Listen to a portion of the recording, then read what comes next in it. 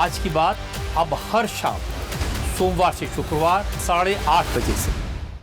हजारों बच्चे, लाखों में भी संख्या हो सकती है, मार्बल पता भी नहीं। लाखों बच्चे और वो वहां जाके पढ़ते हैं। तो अभी नीट का मामला चल रहा था, तो राहुल गांधी वहां गए। नीट का पेपर अभी 2-3 दिन के बाद होने वाला है। तो उस री एग्जाम से पहले वो कोटा पहुंचे। पहले इनको ट्रेन से जाना था, लेकिन गए फ्लाइट से, लौटे ट्रेन से हैं। वहां जाकर उन्होंने बहुत सारी बातें की। इन्होंने स्टेज पर, मैंने थोड़ा सा देखा था, पूरा नहीं सुन पाया। एक तो आरोप ये लग रहा है, ये देखिए ट्रेन की तस्वीरें में देख लीजिए आप, लोग लोट हो रहे हैं मिलकर के। राहुल अशोक गहलोत से हाथ मिला रहा है सर वो। अशोक गहलोत है, अशोक गहलोत, हाँ अशोक गहलोत को छोड़ने गए ना, अशोक गहलोत स्टेशन पे छोड़ने गए। अशोक गहलोत। तो वहां इन्होंने कहा कि मुझे एक बच्चा ऐसा जो तैयारी कर रहा हो नीट की, एक बच्चा ऐसा जो जेईई की तैयारी कर रहा हो, एक बच्चा ऐसा जो यूपीएससी की तैयारी कर रहा हो। ऐसे इन्होंने 4-5 बच्चों को स्टेज पे बुलाया और फिर उनसे उन्होंने बातचीत शुरू की। अच्छा, तुम कहाँ से हो, तुम क्या बनना चाहते हो, कितने अटेम्प्ट हैं, ऐसे सबसे उन्होंने पूछा।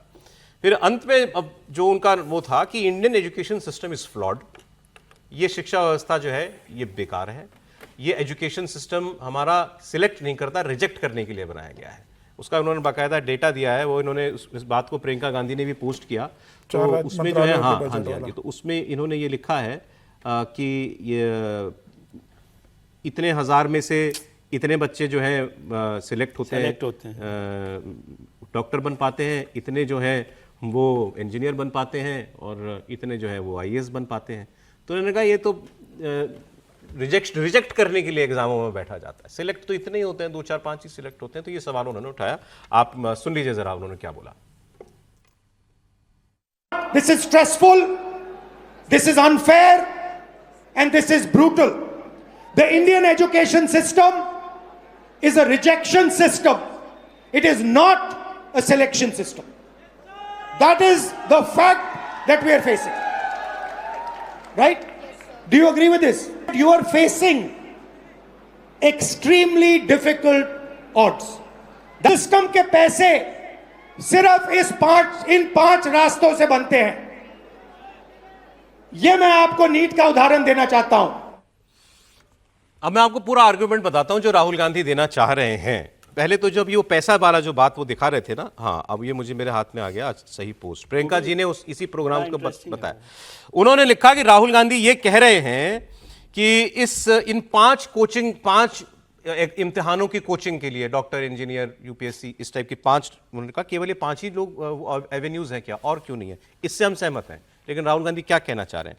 वो कह रहे हैं कि इस सिस्टम के लिए, केवल नीट के लिए जो बच्चे तैयारी करते हैं, वो बच्चे इस सिस्टम को तैयारी में वो 22 लाख बच्चे 1.32 लाख करोड़ रुपया दे देते हैं तैयारी के नाम पर। कोचिंग की फीस, रहने की फीस, खाने का खर्चा, ट्रैवल का खर्चा, ये सब मिला के उन्होंने पता नहीं कैसे जोड़ा, 1.32 लाख करोड़ केवल नीट बच्चे जो हैं वो इस व्यवस्था को दे रहे हैं। इंडिया का टोटल एजुकेशन बजट है 1.4 लाख करोड़, तो बराबर है। मतलब एक नीट के बच्चे 22 लाख बच्चे जितना खर्चा कर देते हैं, उतना तो भारत का कुल एजुकेशन बजट है, ये उन्होंने कहा। और ये वो आर्गुमेंट बना रहे हैं। और राहुल गांधी इसके अलावा कहते हैं कि अगर आपके इस व्यवस्था ने आपके सपने तोड़े हैं, पेपर लीक ने, परीक्षा में धांधली ने, महंगी फीस ने, अगर आपके परिवार ने आपकी पढ़ाई के लिए जीवन भर की कमाई लगा दी, तो हमारा ये कार्यक्रम आप सुनिए। ये बात वो कह रहे हैं। साहब बताइए कि ये लूट के लिए बनी है ये व्यवस्था। शिक्षा, एक बात मुझे बताइए, तो ये शिक्षा व्यवस्था बनाई किसने थी?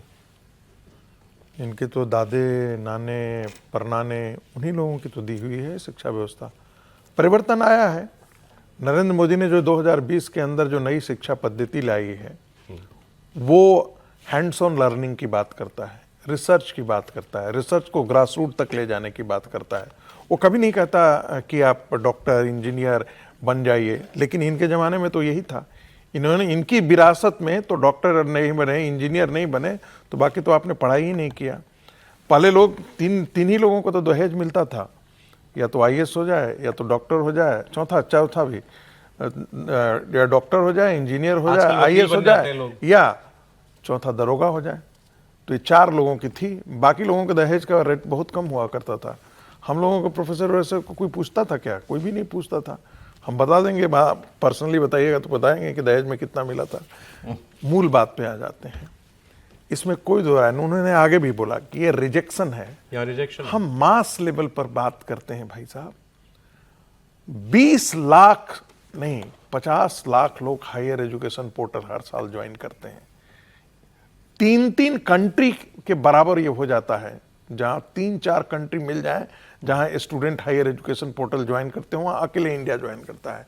तो ऐसे में रिजेक्शन नहीं होगा तो क्या होगा? वो तो कोई भी हर सिस्टम में होता है, ऐसा ही होता है। हर सिस्टम जो कॉम्पिटिटिव एग्जाम होता है वो रिजेक्शन होता है। मुझे लेकिन राहुल गांधी ने कभी कंपटीशन दिया है क्या? अच्छा, इसका जो कह रहे हैं नहीं, कोई कंपटीशन नहीं दिया। कोई नहीं दिया है।